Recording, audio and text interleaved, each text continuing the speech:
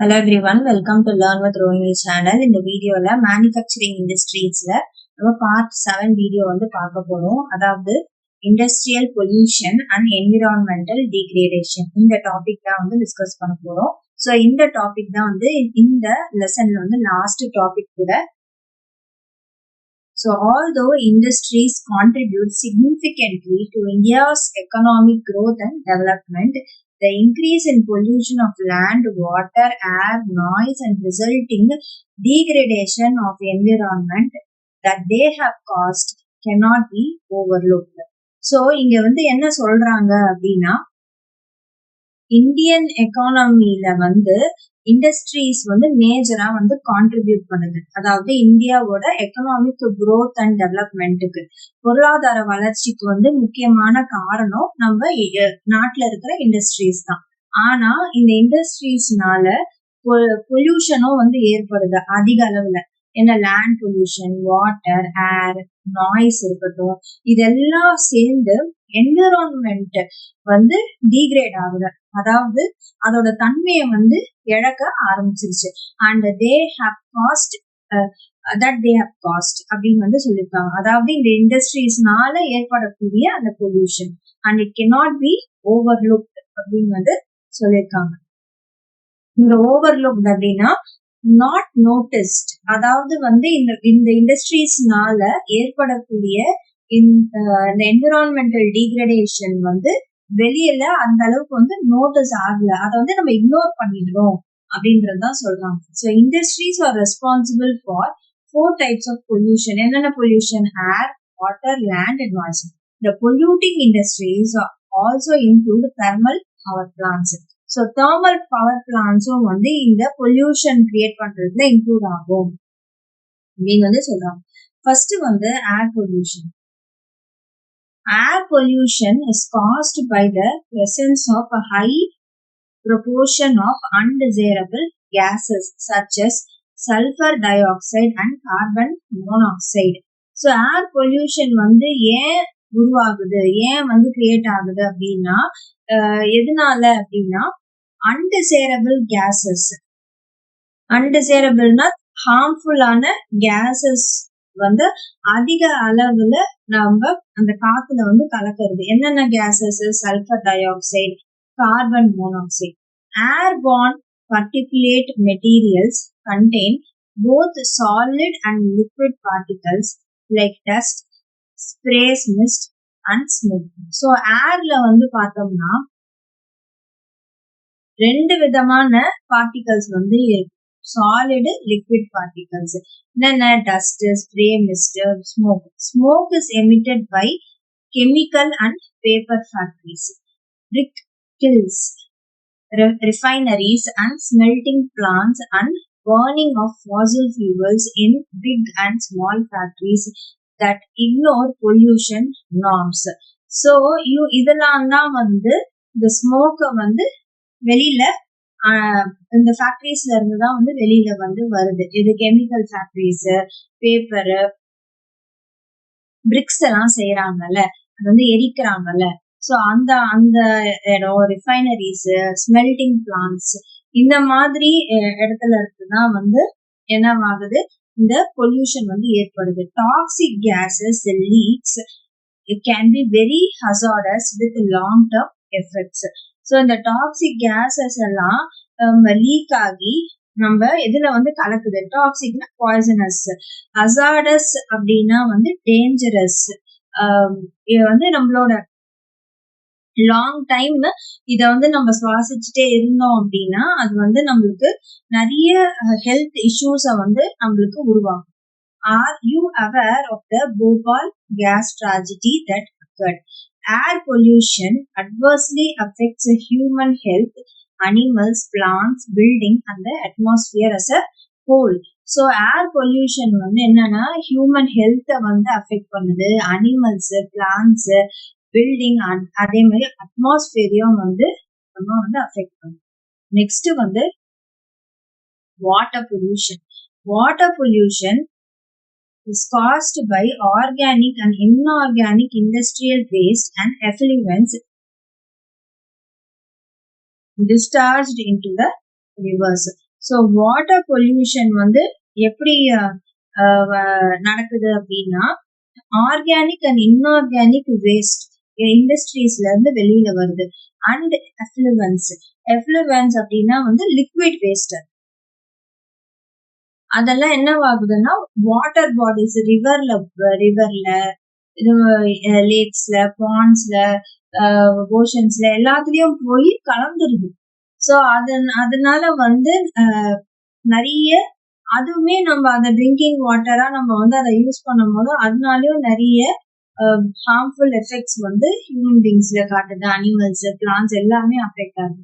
The main culprit in this regard are paper, pulp, chemical, textile and dyeing, petroleum refineries, tanneries and electroplating industries that let out dyes, detergent, acids, salts and heavy metals like lead and mercury, pesticides, fertilizers, synthetic chemicals with carbon, plastic and rubber etc. into water bodies.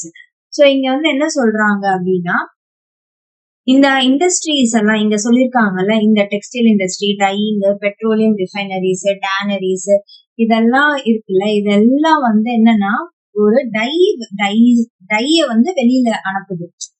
Waste, அத வந்து liquid waste, அந்த dye எல்லாம் வெளியில அனுப்புது. Detergents, acids, salt, lead, mercury, pesticides இதெல்லாம் வந்து வெளியில வருது.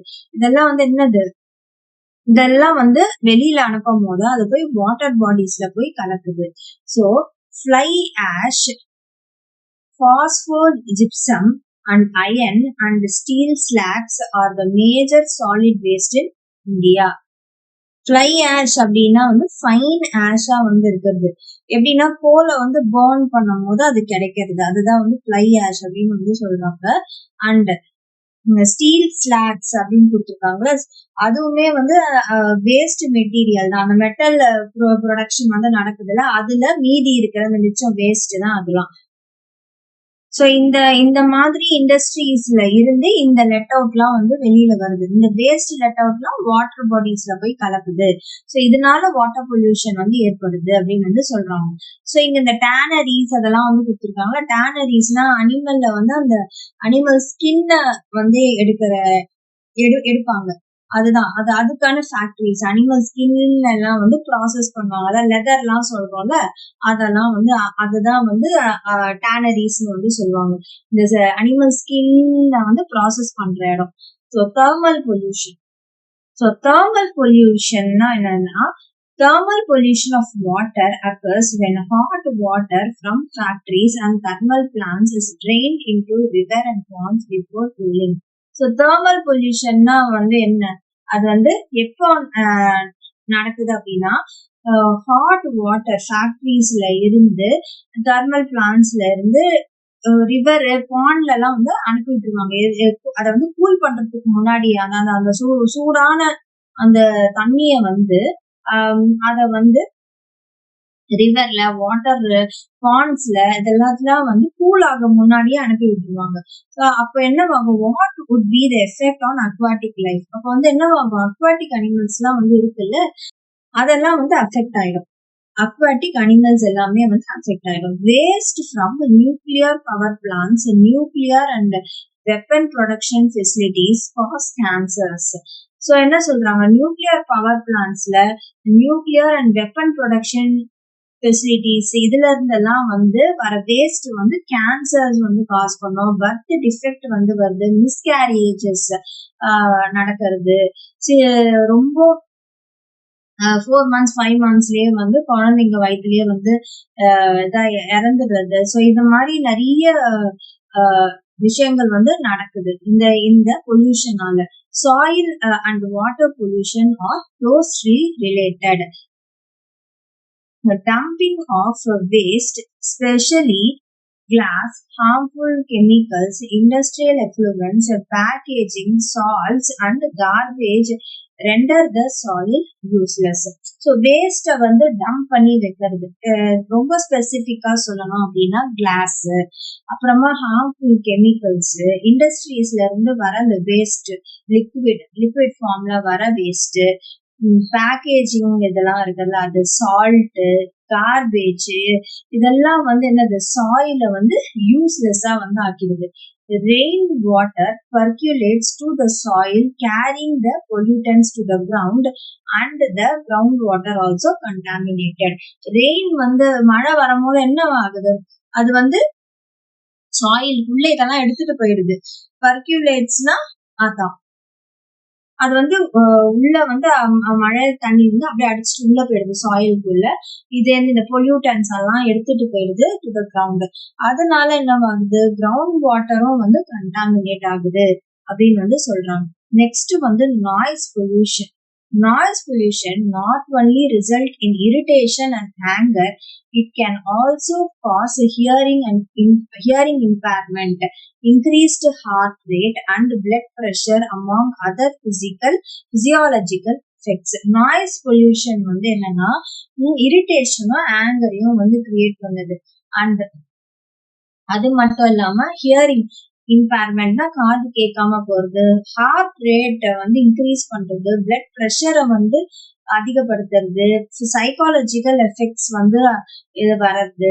Unwanted sound is an irritant and source of stress. அதுவே வந்து ஒரு இரிட்டன்ட், அதே வந்து ஒரு ஸ்ட்ரெஸ்ஸை வந்து கிரியேட் பண்ணும். Industrial and construction activities, machinery, factory equipment, generators, saws and pneumatic and electric drills also make a lot of noise. So industries அந்த இடத்துல ஃபேக்டரிஸ்ல எல்லாம் வந்து யூஸ் பண்றாங்களா, என்னென்னலாம் நடக்குது, அதுல யூஸ் பண்ற மெஷினரி, அதான் எக்யூப்மெண்ட்ஸை பத்தி சொல்றாங்க. இதெல்லாமே வந்து நிறைய நாய்ஸ் கிரியேட் பண்ணும். அதனால நாய்ஸ் பொல்யூஷன் வந்து வருது அப்படின்னு வந்து சொல்றாங்க. Next, control of environmental degradation. Every liter of waste water discharged by our industry pollutes 8 times the quantity of fresh water. So இங்க என்ன சொல்றாங்க பாருங்க, ஒரு லிட்டர் ஆஃப் வேஸ்ட் வாட்டர் வந்து இண்டஸ்ட்ரீஸ்ல இருந்து வெளியில வரக்கூடிய அந்த waste water 8 times quantity of fresh வாட்டரை வந்து அதை வந்து பாழ்படுத்துது. So how can the industrial pollution of fresh water be reduced? அப்போ வந்து இண்டஸ்ட்ரீஸ்ல இருந்து வரக்கூடிய அந்த பொல்யூட்டட் வாட்டரை வந்து எப்படி வந்து கம்மி பண்ண முடியும்?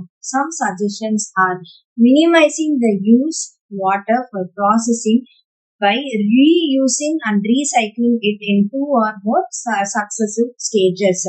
ஸோ வாட்டர் யூசேஜ வந்து மினிமைஸ் பண்றது. அப்ப வந்து என்ன பண்ணணும், ரீசைக்ளிங் ப்ராசஸ வந்து செயல்படுத்தணும். இன் சக்சசிவ் ஸ்டேஜஸ், அடுத்த ஸ்டேஜஸ்ல harvesting of rain water to meet water requirements. Rain water harvesting வந்து பண்ணலாம்.